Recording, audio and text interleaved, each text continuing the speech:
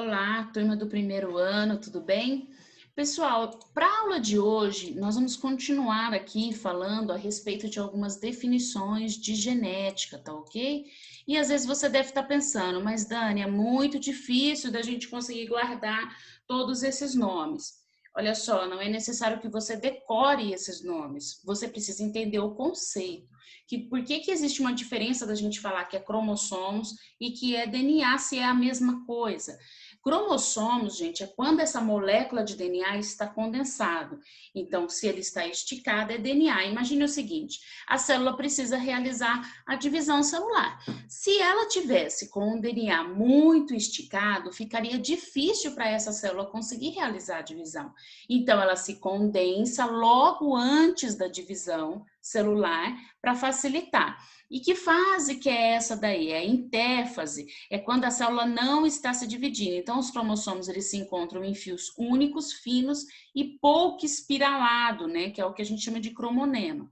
E aí, os cromossomos, eles têm a capacidade de se duplicar. Imagina que ele tá um fiozinho aqui, ele tem a capacidade de se duplicar. A região central em que encontra um cromossomo com o outro é chamado de centrômero. E por que ele precisa fazer isso? Se você imagina que essa célula vai se dividir ao meio, né, que ela vai precisar realizar essa multiplicação, as duas células vão precisar ter o mesmo número de cromossomos. Então, ele se duplica para que cada célula fique com a mesma carga genética, tá ok? Então, na nossa espécie, nós consideramos que temos aqui 46 cromossomos. E a gente chama isso de 2N igual a 46. Mas, professora, por que 2N? Porque são células que você herdou 23 do seu pai e 23 da sua mãe.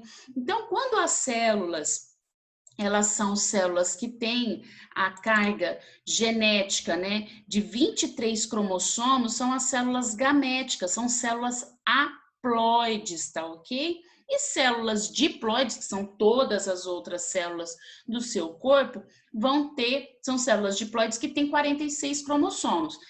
Ora, então, o óvulo e o espermatozoide, apenas o óvulo e o espermatozoide no nosso corpo, que são células haploide com 23 cromossomos.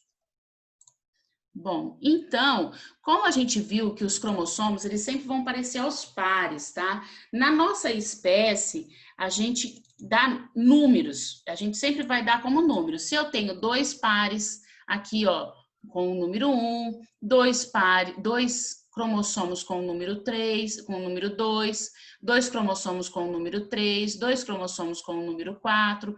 Perceba, então, que ele sempre vai estar aos pares. Então, é isso daí que a gente chama, que a gente fala que nós temos 23 pares. Aqui eu coloquei, no caso, né, o cromossomos dos homens. Por quê? Vai ter aqui o X e o Y, que é o 23º par. E isso também modifica de espécie para espécie, tá? Então, por exemplo, as moscas, né, que são as drosófilas, elas vão ter 4 pares de cromossomos, porque ela tem 8 cromossomos no total. O macaco, 24 pares, 2N igual a 24. E é sempre assim que vai acontecendo, sempre aos pares. Quando não acontece aos pares, é o que acaba originando as síndromes, que é o que a gente vai ver na próxima aula, tá? Bom, então aqui eu coloquei. Então, se eu já falei o que é o cromossomo, então o que é a cromátide, né? Eu não falei que o DNA ele tem a capacidade aqui de se duplicar? Uma fitinha dessa daqui a gente chama de cromátide. Então, quando ele está duplicado dessa maneira, que está unido, os dois aqui são as cromátides irmãs. E os dois juntos, então, as duas perninhas são chamadas de cromátides irmã e os dois juntos são chamados de cromossomos. E aí o centrômero, que é a região de encontro dos cromossomos, eles podem estar em disposições diferentes. Quando o centrômero ele está aqui mais próximo da extremidade, ele é chamado de telocêntrico. Quando ele está um pouco mais central, um pouco mais para o meio, acrocêntrico. Submetracêntrico, quando ele está um pouquinho mais, e metacêntrico quando ele está bem ao meio, bem aqui dividindo no meio esse xizinho, tá ok? Bom, então se a gente viu que os cromossomos, eles também podem se diferenciar, né, em cromossomos das células normais ou cromossomos sexuais, os cromossomos sexuais a gente dá nomes específicos, né, que é o X e o Y. Então as mulheres, elas vão ter 2 cromossomos X e os homens vai ter um cromossomo X e um cromossomo Y. Os cromossomos não sexuais são chamados de autossomos.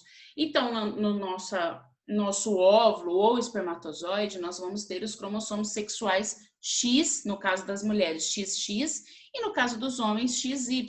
E todas as outras células do seu corpo, você vai ter os cromossomos que a gente chama de autossomos. Então, na espécie humana, nós temos 44 autossomos, mais 2 cromossomos sexuais. Tá? E aí, existe uma coisa diferente aí, uma coisa a mais, tá? No caso das meninas, nós vamos ter a cromatina sexual, porque como os cromossomos estão aos pares, né, que é o XX, um X vai ficar inativo. E ele, quando a gente olha no microscópio, se você olhar lá o núcleo da célula, vai dar para identificar ele, que é o que a gente chama de corpúsculo de Barr, porque se ele está inativo, ele fica mais condensado. Então, é o que a gente consegue ver no microscópio, que é o que é chamado de corpúsculo de Barr. E aparece somente nas mulheres, não vai aparecer em células dos meninos, porque eles vão ter apenas um X, o outro é Y. Como nós temos 2, 1 vai ficar inativo, tá ok? Acontece em algumas espécies o aparecimento de cromossomos gigantes, né? Que são esses cromossomos maiores do que o normal. Então, isso vai aparecer nos ovócitos de anfíbios, répteis, aves e larvas de alguns insetos. Existem 2 tipos básicos de cromossomos gigantes, que é o que a gente chama de cromossomos politênicos, né? Em que ele vai aparecer como uma fita, ou cromossomos plumosos, né? Os cromossomos plumosos, ele faz essas alças dessa maneira aqui. Então, os politênicos vai aparecer em células de insetos, né? E os plumosos aparecem em células de vertebrados, né? Então, eles apresentam essas alças cromossômicas aqui, tá ok? Bom, então, concluindo aqui, eu coloquei um exercício para vocês que nós vamos fazer junto. Olha só, da Universidade Federal do Rio de Janeiro. A tabela abaixo apresenta o conteúdo total médio de DNA em 10 a 12 gramas por núcleo, encontrado nos núcleos de vários tipos de células de diversos animais. Então, nós temos o boi, a galinha, o sapo e o espermatozoide de cada um deles, eles pesaram, literalmente pesaram essa célula. E as outras células, pegaram células do corpo, né? Tá vendo? Olha só. Então, do boi, o espermatozoide pesava 3,42, a outra célula 6,80, 7,05, 6,63. Olha da galinha, 1,26. A outra célula 2,58, 2,65, 2,28. Perceba que é sempre o dobro, tá vendo? 7,70, 7,33, 7,45. E a da carpa, 1,64. Olha só, aparece como 3,49, 3,33. E aí ele pede, explique por que existe mais DNA no núcleo das células ABC do que nos espermatozoides. Ora, se nós falamos que, no caso, o espermatozoide é uma célula gamética, não é? Então, se ele é uma célula gamética, ele vai ter apenas metade do material genético, ela é uma célula haploide. Então, como ela tem metade do material genético, ela vai ter metade dessa carga, desse peso também. Então, os espermatozoides são células haploides e tem, portanto, metade do número de cromossomos das células somáticas, que são diploides. Você pode copiar essa resposta aí no seu livro. E aí eu deixei um exercício que vocês deverão fazer em casa, né, que são das páginas 7 e 9. Bom, pessoal, esse então é o nosso conteúdo da aula de hoje e em breve a gente continua aí o nosso conteúdo sobre genética. Até mais.